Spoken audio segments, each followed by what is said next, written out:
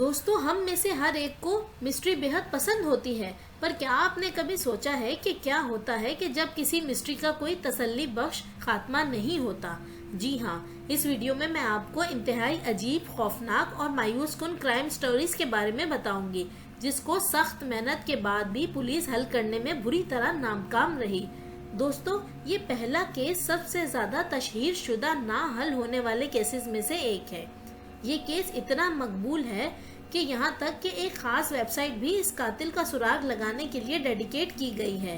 Video में आगे बढ़ने से पहले आपसे गुजारिश है कि चैनल को सब्सक्राइब करके बेल आइकन पर क्लिक करना ना भूलें, ताकि यूं ही दिलचस्प मालूमात का तसलसल जारी रखा जा सके।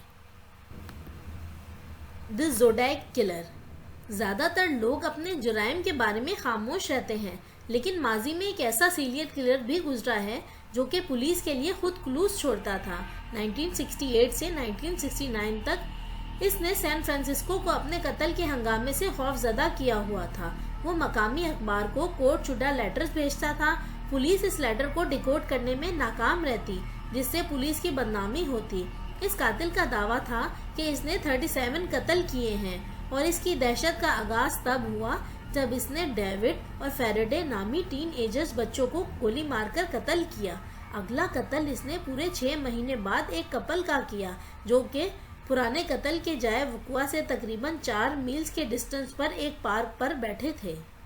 इसी कत्ल की रात पुलिस ऑफिसर को रात 12 बजे एक स्ट्रेंज फोन कॉल रिसीव हुई, जिसमें इस कातिल ने अपने पुराने कत्ल का एतराफ़ किया कि इसने 2 टीनेजर्स बच्चों को 6 महीने पहले कत्ल किया था। और इस कॉल के पूरे 1 महीने बाद मकामी अखबार को ज़ोडिएक किलर का पहला खत मौसूल हुआ, जिसमें इसने मुतालबा किया कि इसके खत को फ्रंट पेज पर शाया किया जाए, वरना वो और कत्ल करेगा। और एक हाई स्कूल टीचर ने इस खत को डिकोड किया तो ये अल्फाज सामने आए: मुझे लोगों को मारना बेहद पसंद है। ये काम किसी जंगली जानवर को मारने से ज़्यादा मज़ेदार है, क्योंकि इंसान से बढ़कर ख़तरनाक जानवर इस दुनिया में कोई नहीं है। ज़ोडिएक किलर इसी तरह कत्ल करता रहा, और पुलिस के लिए मुख्तलिफ सबूत, कोडशुदा खतूत, गुमनाम फ़ोन कॉल्स, मुतासिरीन की गाड़ियों पर लिखा हुआ दायरा, खून आलूद टी शर्ट्स छोड़ता रहा।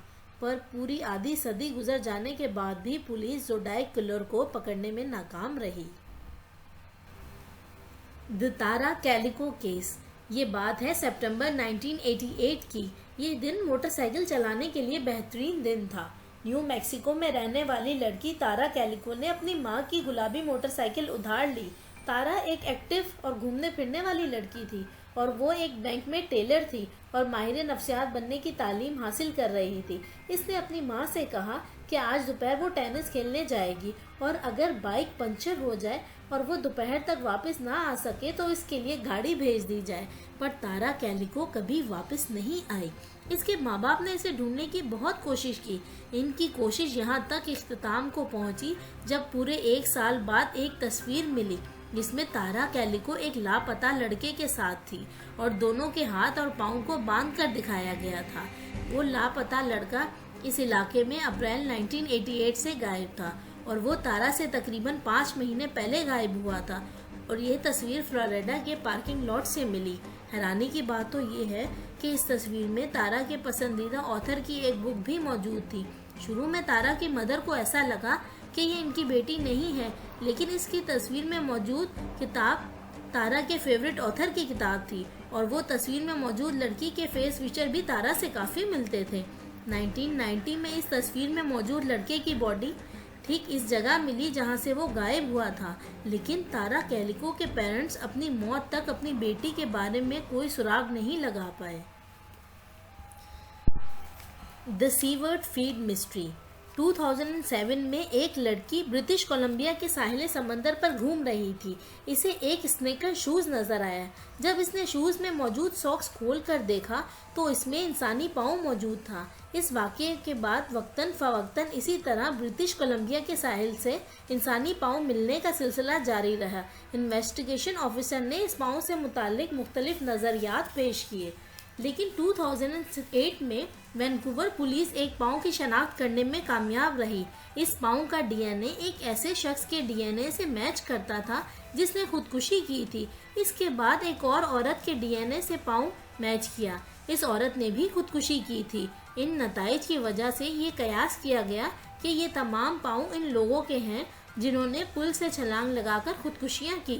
पर सवाल ये पैदा होता है कि उन लोगों के जिस्म के बाकी अज्जा क्यों नहीं मिले। कुछ का ये ख्याल है कि इन पैरों का ताल्लुक किसी करीबी जजीरे में होने वाले हवाई हादसे से है, जबकि कुछ का ख्याल ये है कि ये पैर इन तमाम मुतासिरीन के हैं जो कि 2004 में आने वाले सुनामी में मारे गए, क्योंकि इन जूतों की तमाम वैरायटीज़ 2004 से पहले तैयार की गई है। पर आज तक हतमी तौर पर यह मामला हल ना हो सका, आखिर ये कटे हुए पैर किन लोगों के थे।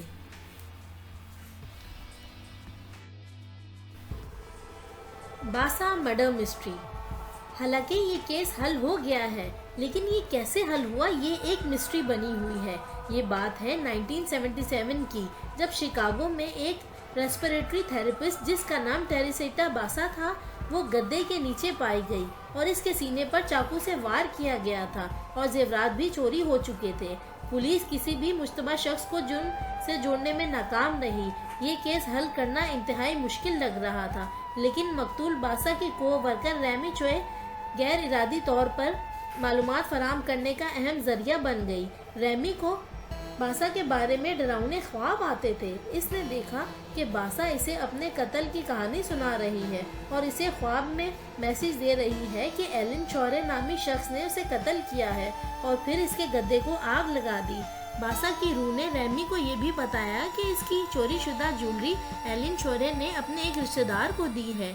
रैमी ने अपने ख्वाब की डिटेल पुलिस को दी। पहले तो पुलिस को रैमी की बातें झूठी लगी, पर जब वाकई ज्वेलरी एलन शोरे के रिश्तेदारों से बरामद हुई तो पुलिस ये मान गई कि कत्ल एलन शोरे ने ही किया। सवाल ये पैदा होता है कि क्या रैमी को वाकई बासा की रूह ने सब कुछ बताया था या फिर रैमी पहले ही सब कुछ जानती थी। असलियत अब तक एक मिस्ट्री बनी हुई है। The mysterious ship. दोस्तों, आपने हॉलीवुड की मशहूर film the pirates of Caribbean का नाम तो सुना होगा, जिसमें एक शिप को भूत घेर लेते हैं।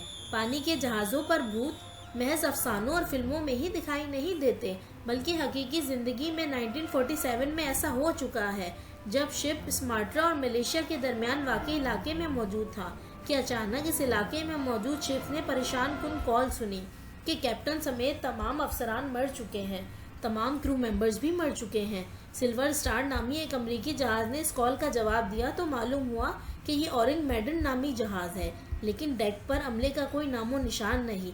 जब सिल्वर स्टार जहाज़ के क्रू मेंबर मदद करने के लिए इस जहाज़ में दाखिल हुए तो इस जहाज़ में हॉलैंड के बाशिंदों की लाशें बिखरी हुई थी। मर जाने वालों के चेहरों को देखकर यह अंदाज़ा होता था कि उन्हें अपनी मौत से पहले काफ़ी अजियत से गुजरना पड़ा। जहाज़ में मौजूद कुत्ता भी खौफनाक तरीके से मरा हुआ पाया गया। इस जहाज़ के कम्युनिकेशन अफसर अभी तक अपनी पोस्ट पर थे और इसकी उंगलियां टेलीग्राफ को दबा रही थी। इस सूरत हाल को देखने के बाद अमरीकी जहाज़ बॉयलर डेक पर पहुंचे तो देखा कि 100 डिग्री से नीचे होने के बावजूद उस पर बर्फ जमी हुई है। अमरीकी जहाज़ ने सोचा कि इस मुतासरा जहाज़ को बंदरगाह पर लाया जाए। जैसे ही उन्होंने टो लाइन को जोड़ा तो जहाज़ से धुआं उठने लगा और चंद लम्हों बाद अचानक एक धमाका हुआ और ये जहाज़ पानी में धंस गया और अपने तमाम राज अपने साथ ही ले डूबा। कुछ का ख्याल है कि गहरे समंदर में मौजूद भूतों के गुरु ने इस जहाज़ पर हमला किया और बहुत से लोगों का ये नज़रिया है कि ये शिप एक इंतहाई ख़तरनाक केमिकल मटेरियल स्मगल कर रहा था और ये मटेरियल नाइट्रोग्लिसरीन और पोटेशियम साइनाइड था। जब समंदरी पानी से इस केमिकल के साथ इंटरेक्शन हुआ तो टॉक्सिक गैस रिलीज हुई, जिसकी वजह से पूरे शिप पर जहर फैल गया और इसके बाद नाइट्रोग्लिसरीन की वजह से इस जहाज़ में धमाका हुआ। या बाहर बॉयलर रूम में कार्बन मोनोऑक्साइड की वजह से ये जहाज़ तबाह हुआ। लेकिन सबसे परेशान कुन बात तो ये है कि इस तबाहशुदा शिप का कोई रिकॉर्ड तक मौजूद नहीं था और ना ही इसके अराइवल और डिपार्चर का किसी को इल्म था। हमारी काविशों का सिला चैनल को सब्सक्राइब करके दें। इस वीडियो को ज़्यादा से ज़्यादा शेयर करें। आपको ये वीडियो कैसी लगी कमेंट बॉक्स में अपनी राय का इजहार ज़रूर करें।